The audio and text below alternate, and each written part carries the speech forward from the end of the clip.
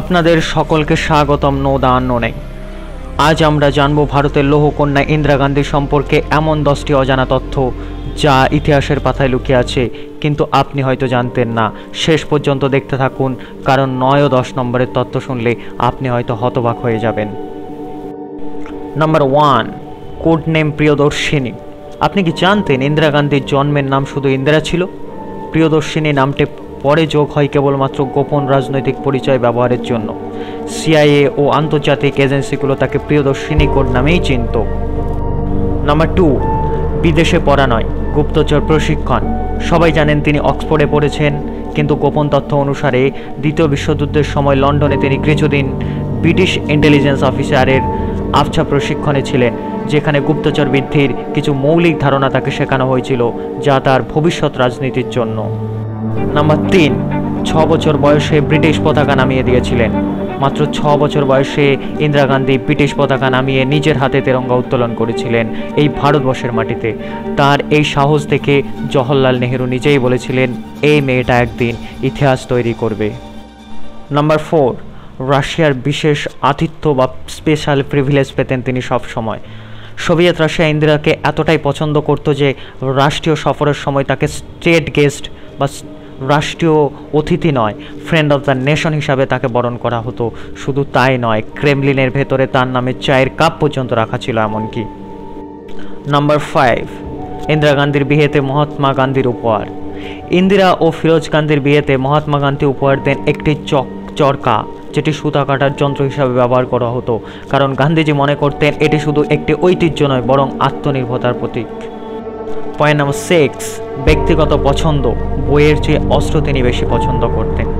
ইন্দিরা গান্ধী পড়াশোনার প্রতি ভালোবাসা থাকলেও তিনি ছোটবেলায় খেলনা বই নয়, খেলনা বন্দুক এবং সামরিক জিনিসপত্র বেশি ব্যবহার করতে পছন্দ করতেন। তার সংগ্রহে একটি মিনি খেলনা ট্যাঙ্ক পর্যন্ত ছিল। পয়েন্ট নাম্বার 7, ইন্দিরা গান্ধী ছিলেন একজন সনদপ্রাপ্ত রেডিও অপারেটর। ভারতের স্বাধীনতা আন্দোলনের সময় ইন্দিরা গান্ধী একজন প্রশিক্ষণপ্রাপ্ত রেডিও অপারেটর ছিলেন, যিনি গোপনে বার্তা আদান প্রদান করতেন নেতাজির ইন্ডিয়ান ন্যাশনাল আর্মির জন্য। নেক্সট 8 নাম্বার, তার স্বপ্ন ছিল লেখিকা হওয়ার। ছোটবেলায় ইন্দিরা গান্ধীর সবচেয়ে বড় স্বপ্ন ছিল লেখিকা হওয়া। তার ডায়েরিতে পাওয়া গেছে একাধিক গল্প ও কবিতা, যার একটি এখনও অক্সফোর্ডের আর্কাইভে সংরক্ষিত রয়েছে। পয়েন্ট নাম্বার 9, মৃত্যুর কয়েকদিন আগে থেকেই তিনি জানতেন তার মৃত্যু আসন্ন।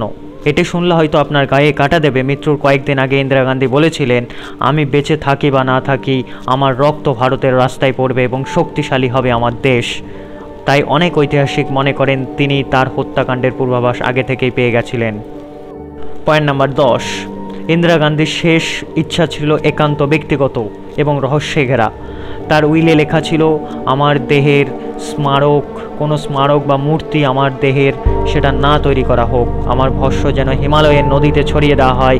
কিন্তু তার পরবর্তী সময়ে তার নামে বহু স্মারক এবং স্থাপত্য নির্মিত হয়, যা তার ইচ্ছার পরিপন্থী। এই নিয়ে আজও বিতর্ক রয়েছে ইতিহাসে। চলুন ইন্দিরা গান্ধীর ব্যাপারে আরও 5টি অতিরিক্ত অজানা তথ্য জেনে নেওয়া যাক। নাম্বার 11, জীবদ্দশায় 3 বার নিজের রাজনৈতিক মৃত্যু ঘোষণা করেছিলেন। ইন্দিরা গান্ধী একবার বলেন, আমার শেষ হয়ে গেছে, এবং এমন তিনি ঘোষণা করেছিলেন একবার 1969 সালে কংগ্রেস বিভাজনের সময়, আরেকবার 1977 সালে নির্বাচনে পরাজয়ের পর, এবং তৃতীয়বার 1980 সালে এক বিক্ষোভের পর। কিন্তু প্রত্যেকবারই তিনি ফিরে এসেছিলেন আগের চেয়ে কঠোর শক্তিশালী হয়ে। এর পরবর্তী 12 নাম্বার, এই পয়েন্টটি বা এই তথ্যটি শুনলে হয়তো আপনি একটু অতীব অবাক হবেন, কারণ হেমন্ত মুখোপাধ্যায় ছিলেন তার প্রিয় গায়ক। ইন্দিরা গান্ধী বাংলাভাষী না হওয়া সত্ত্বেও ইন্দিরা গান্ধী ছিলেন বাংলা গানের ভক্ত। বিশেষ করে হেমন্ত মুখোপাধ্যায়ের গান শুনতেন মনোযোগ দিয়ে। মাঝে মাঝে তিনি অনুরোধ করতেন দিল্লির দূতাবাসে হেমন্তের গান চালাতে। এমনকি তার ব্যক্তিগত রেকর্ড কালেকশনে হেমন্তের 30টি বেশি গান পাওয়া গেছিল।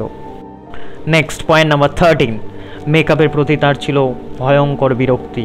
অন্যান্য রাজনীতিকদের থেকে আলাদা হয়ে ইন্দিরা গান্ধী ছিলেন একেবারেই মিনিমাল। তিনি কখনো মেকআপ পছন্দ করতেন না। একটি সাক্ষাৎকারে তিনি বলেছিলেন, আমার মুখে যা আছে সেটাই আমার পরিচয়, সেটি পাল্টানোর চেষ্টা আমি কখনোই করব না। নেক্সট পয়েন্ট নাম্বার 14, হোয়াইট হাউসে গিয়ে রিচার্ড নিক্সনকে অপমান করেছিলেন। একবার আমেরিকার প্রেসিডেন্ট রিচার্ড নিক্সন ইন্দিরাকে ওল্ড উইচ বলে কটূক্তি করেন। জবাবে ইন্দিরা গান্ধী হোয়াইট হাউসে গিয়ে পুরুষতান্ত্রিক কূটনীতির উদাহরণ নিয়ে তার সামনে কড়া বক্তৃতা দেন, যেটা আমেরিকার মিডিয়া অবাক হয়ে কভার করে। বলা হয়ে থাকে নিক্সন সেদিন খুব আনকমফোর্টেবল ফিল করেছিলেন বা অস্বস্তিতে পড়ে গেছিলেন। শেষ এবং পয়েন্ট নাম্বার 15, মৃত্যুর আগে রাতভর তিনি পড়েছিলেন শ্রীমদ্ ভগবদ্গীতা আর লিখেছিলেন একটি চিঠি যা আজও শেষ হয়নি, যেটা অসম্পূর্ণ রয়ে গেছে। 1984 সালের 30শে অক্টোবর রাতে ইন্দিরা গান্ধী পড়েছিলেন শ্রীমদ্ ভগবদ্গীতা। পাশাপাশি তিনি লিখেছিলেন একটি ব্যক্তিগত চিঠি যার শুরু ছিল, যদি আমি কাল বেঁচে না থাকি এই কথাগুলো যেন থেকে যায় অলওয়েজ। চিঠিটা আজও অসম্পূর্ণ অবস্থায় সংরক্ষিত ভারতের ন্যাশনাল আর্কাইভসে। ইতিহাস শুধু রাজনীতিবিদদের সফলতার গল্প নয়, ইতিহাস করা মানুষের অন্তর্নিহিত যুদ্ধ, আত্মত্যাগ এবং না বলা কাহিনীর মিশেল। ইন্দিরা গান্ধী ছিলেন এমন একজন নারী যার ব্যক্তিত্ব ছিল একাধারে কঠিন, কৌশলী, আবার গভীরভাবে মানবিক। আপনি যদি চান এমন ঐতিহাসিক গোপন তথ্য প্রতিটি পর্বে তুলে ধরা হোক, তাহলে আমাদের চ্যানেল নো দ্য আননোন এখনই সাবস্ক্রাইব করে রাখুন, লাইক দিন, কমেন্টে জানিয়ে দিন আপনার কোন তথ্যটি জানা ছিল না এবং কোনটি জানা ছিল, আর কোন বিষয়ে এমন ভিডিও দেখতে চান। ততক্ষণ পর্যন্ত আমাদেরকে অজানাকে জানার যাত্রায় আমাদের সাথে থাকুন এবং আপনি কোন বিষয়ে এর পরবর্তী ভিডিও দেখতে চান সেটা কমেন্ট বক্সে অবশ্যই জানাবেন। Thank you. সবাই ভালো থাকবেন, সুস্থ থাকবেন।